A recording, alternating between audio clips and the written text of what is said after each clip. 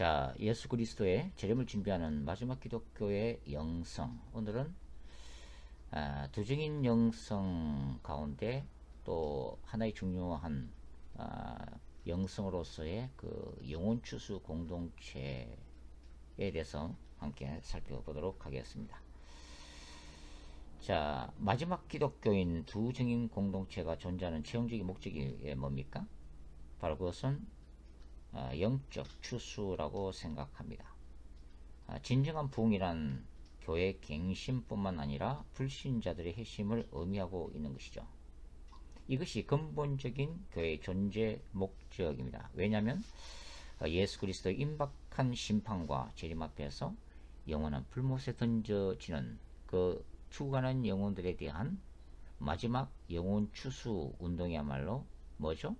우리 주 예수 그리스도의 궁극적인 관심사요, 교회에 주어진 최대의 사명이기 때문입니다. 자, 요한이 두 증인의 사역과 관련해서 요한계시록 11장 3절에서는 뭘 언급했어요? 선지자적인 예언을 가장 먼저 언급했습니다. 그리고 요한계시록 11장 13절을 통해서는 뭘 얘기하고 있는 거죠? 두 증인이 지향하는 이 복음 증거 사역의 최후 목적을 제시하고 있습니다. 즉 잃어버린 자들이 그리스도 안에서 구원을 받고 하나님께 궁극적인 영광을 돌리게 하는 것이죠. 그래서 이 두 증인의 사역은 요한계시록 11장에서의 대규모의 회심 사건과 직결되어 있습니다. 요한계시록 11장 13절을 찾아서 한번 읽어보죠. 그때에 큰 지진이 나서 성 10분의 1이 무너지고 지진에 죽은 사람이 7천이라. 그 남은 자들이 두려워하여 영광을 하늘의 하나님께 돌리더라. 자, 여기 요한계시록 11장 13절에 예고된 마지막 때의 영혼 추수 사건은 요한계시록 9장에 기록된 불신자들과는 분명한 대조를 이루고 있다고 할 수가 있죠. 요한계시록 9장에 등장하는 여섯째 천사의 나팔이 둘째 화라고 말씀을 드렸는데요. 이 둘째 화는 유브라데 전쟁 사건이죠. 그리고 이 사건으로 인류의 3분의 1이 죽임을 당합니다. 물론 이 3분의 1은 뭐 전 세계 70억, 80억의 인구 중에서 문자 그대로 3분의 1이 죽임을 당한다는 의미보다는 뭡니까? 부분적인 재앙이죠. 상징적인 그런 개념으로 받아들이는 것이 좋다고 말씀을 드렸죠. 그런데 이러한 그 유브라데 전쟁 사건으로 살아남은 사람들이 어떻게 해요? 여기 11장 13절의 회심 사건과는 대조적인 반응을 보이고 있습니다. 한번 찾아서 한번 읽어보도록 하겠습니다.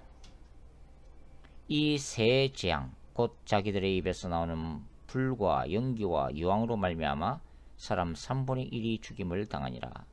이 말들의 힘은 입과 꼬리에 있으니 꼬리는 병 같고 또 꼬리에 머리가 있어 이것으로 해하더라.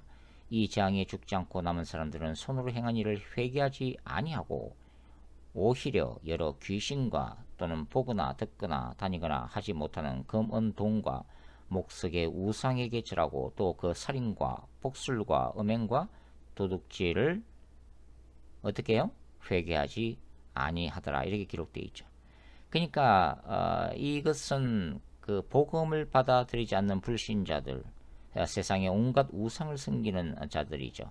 즉 사단의 권세하에 있는 자들입니다. 이 사람들은 어떻게 기록하고 있어요? 바로 둘째 화의 심판에도 회개치 않는다고 하는 것입니다. 그러나 이 회개치 않은 사람들과 대조적인 의미에서 요한계시록 11장 13절은 바로 회심하는 사람들을 얘기를 해주고 있는 거죠. 자, 11장 13절에 등장하는 이 남은 자들은 하나님의 심판 앞에서 어떻게 해요? 두려워하여 영광을 하늘에 하나님께 돌렸다라고 요한이 기록하고 있습니다. 사실 이제 이러한 고백은 이 마태복음 27장 50절에서 54절에 기록되어 있는 그 백부장의 기독론적인 고백과도 일치되죠. 그리스도의 십자가의 체행 앞에서 이 백부장이 어떻게 고백하고 있나요? 이는 진실로 하나님의 아들이었도다 라고 고백하고 있죠. 이것은 십자가에 달린 그리스도를 조롱하는 바리새인들과 큰 대조를 이루고 있다고 할 수가 있습니다. 그러니까 이 백부장의 고백은 신실한 신앙 고백으로 우리가 해석하는 것이 좋다고 생각합니다. 이러한 백부장의 신앙 고백은 이 마태복음 27장 51절과 52절에 기록되어 있는 사건, 즉 예수님이 십자가에서 죽고 난 다음에 이 마태는 기적적인 사건들을 기록을 하고 있는데요. 어떤 사건들이죠? 바로 지진으로 땅이 진동하고 바위가 터지고 무덤들이 열리는 사건을 기록을 해놓고 있죠. 이런 사건들이 발생하고 난 이후에 바로 백부장의 고백인 것입니다. 따라서 이 요한계시록 11장의 남은 자들의 회개와 이 마태복음 27장의 백부장의 회개 사건은 대단히 비슷한 문맥 속에서 이루어지고 있다는 것을 우리가 알 수가 있죠. 그리고 요한계시록 11장 13절에서 예루살렘의 성 10분의 1이 무너졌다고 기록하고 있는데요. 이것은 최종적인 하나님의 심판이 아닙니다. 바로 불신자들로 하여금 회개를 통해 구원하시려고 하시는 하나님의 경고적 심판임을 우리가 알 수가 있죠. 자, 요한은 하나님의 영이요 그리스도의 영인 성령께서 일으키시는 참된 기사와 표적은 불신자들로 하여금 구원에 이르는 참된 회개와 거룩함의 삶을 살도록 인도를 하고 있습니다. 그러나 대조적으로 사탄의 기적들은 사람들을 어떻게 해요? 미혹하게 되는 거죠. 그리고 구원자 되시는 예수 그리스도로부터 멀어지게 만들 것임을 바로 요한이 지금 예고하고 있는 것입니다. 따라서 요한계시록 11장에 예언된 이 남은 자들의 고백은 뭘 얘기하고 있는 거예요? 진정한 회개를 통해서 마지막 때에 일어날 영적 부흥의 모델을 보여주고 있다고 말씀을 드릴 수가 있죠. 이러한 종말론적인 대부흥의 역사들은 종말의 기독교 공동체, 즉 마지막 기독교를 통해서 일어날 것입니다. 그리고 이러한 대부흥의 사건은 기독교 전체에 대한 환난과 박해, 세계적인 재앙들과 재림의 징조들 가운데서 일어날 것으로 추측이 되어지고 있죠. 특별히 하나님의 마지막 재앙이라고 불리는 제7나팔 심판, 즉 7대접 재앙 이전에 일어날 것으로 추측이 되어지고 있죠. 요한계시록 전체 문맥을 보면은 그렇게 우리가 추측을 할 수가 있습니다. 자, 이 회심 사건, 예루살렘이 이 회심 사건을 통해서 유대인들을 포함한 타 종교인들의 대대적인 개종과 회심이 있게 될 것이라고 하는 것입니다. 저는 바로 이제 이 요한계시록 11장에 예고된 이 영혼 추수 사건이 사도 바울이 로마서 11장에 기록해 놓고 있는 마지막 때 이스라엘의 남은 자들이 그리스도께로 돌아오는 사건과 동일시될 수 있다고 저는 보고 있는데요. 바울이 이렇게 적고 있죠. 형제들아 너희가 스스로 죄 있다 하면서 이 신비를 너희가 모르기를 내가 원하지 아니하노니 이 신비는 이방인의 충만한 수가 들어오기까지 이스라엘에 들어는 우둔하게 된 것이라. 그리하여 온 이스라엘이 구원을 받으리라. 기록된 바 구원자가 시온에서 오사 야곱에게서 경건하지 않은 것을 돌이키시겠고 내가 그들의 죄를 없이 할 때에 그들에게 이루어질 내 언약이 이것이라 함과 같으니라. 자, 그러니까 1세기 사도들에게 임한 오순절 성령 강림의 역사가 기독교의 시작이었다면 두 증인을 통한 이 모세와 엘리야적 사역은 뭘 얘기하는 거예요? 주님의 재림 직전에 일어날 기독교의 완성 운동을 의미를 하고 있다고 하는 것입니다. 이는 두 증인의 사역이 끝난 직후에 하늘에서 선포된 그 다음 구절에서도 우리가 확인할 수가 있죠. 11장 15절입니다. 요한계시록 11장 15절 일곱째 천사가 나팔을 불매 하늘에 큰 음성이 나서 이르되 세상 나라가 우리 주와 그의 그리스도의 나라가 되어 그가 세세토록 왕노로 하시로다.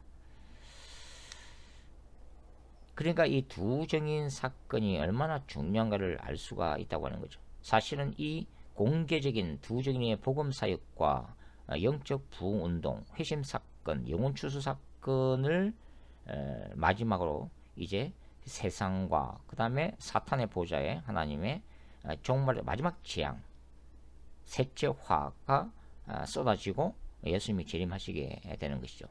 그러니까 이러한 두 증인의 사역은 바로 예수님의 재림을 직접적으로 준비하는 사역이 될 거라고 하는 것입니다. 자, 이와 같이 두 증인은 하나님으로부터 능력과 권세를 받아서 사역을 합니다.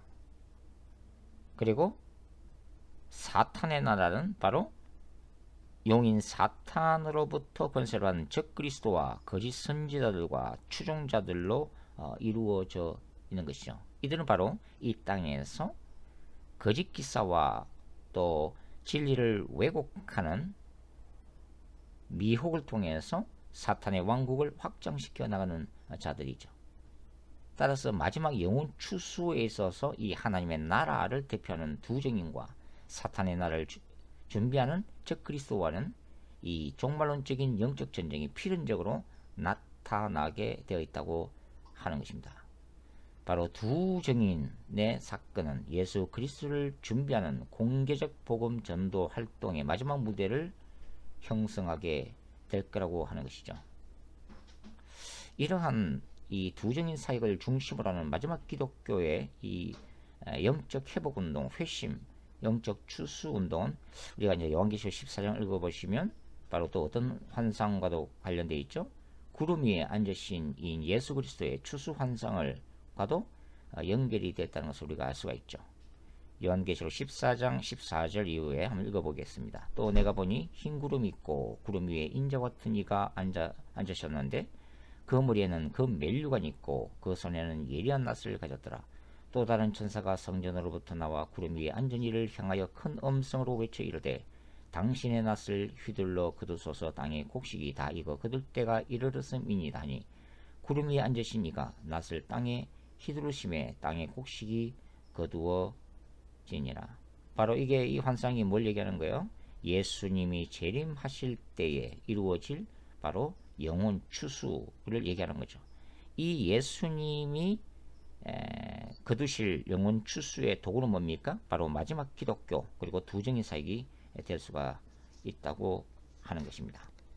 이것은 사실 그 요한계시록 7장과 14장에 나오는 14만 4천과도 관계가 있을 것으로 저는 추정을 하고 있습니다. 자, 14만 4천을 요한계시록에서 어떻게 해석하는가에 따라서 관점이 틀리지만 제 경우는 요한계시록 6장 1절에 흰 말을 타고 이기고 또 이기는 자들을 저는 적그리스도로 보지 않고 마지막 때의 영혼 추수를 주도하는 마지막 기독교 두 증인 사역을 포함한 마지막 기독교 운동으로 저는 보고 있고, 따라서 이러한 마지막 선교 운동, 마지막 영적 부흥 운동을 통해서 회심한 그러한 사람들을 이 14만 4천 종말론적 하나님의 백성들로 저는 보고 있습니다. 자, 기독교 역사는 영적 부흥의 역사죠. 영적으로 어두워지고 교회가 무너져 갈 때 하나님은 하나님의 복음 전도자들을 통해서, 설교자들을 통해서 바로 하나님의 나라의 영적인 갱신과 또 새로운 성령의 바람을 불어넣으셨죠. 그것이 바로 영국의 부흥운동, 조지 휘필드나 요한 웨슬레를 통해서 일어난 운동이고, 조나단 에드워드나 찰스 피니, 디엘 무디 등을 통해서 미국 땅에서 일어난 부흥의 역사들이라고 할 수가 있습니다. 그래서 이 마지막 때의 부흥은 바로 요한계시록 11장에 나오는 두 증인 사건을 생각하지 않고서는 결코 올바르게 이해할 수가 없다고 하는 것이죠. 바로 이 두 증인의 영성을 가진 마지막 기독교의 이 영혼 추수 사건이야말로 바로 교회가 지향하는 마지막 그 열매라고 볼 수가 있겠습니다. 그렇습니다. 주님, 부족한 저희들로 두 증인의 능력과 영성과 기름 부으심을 부어주시고 마지막 때에 죽어가는 영혼들을 예수 그리스도의 복음을 통해서 모세와 엘리야의 사역을 통해서 열매 맺을 수 있도록 축복하여 주시옵소서. 예수님의 이름으로 기도드립니다. 아멘.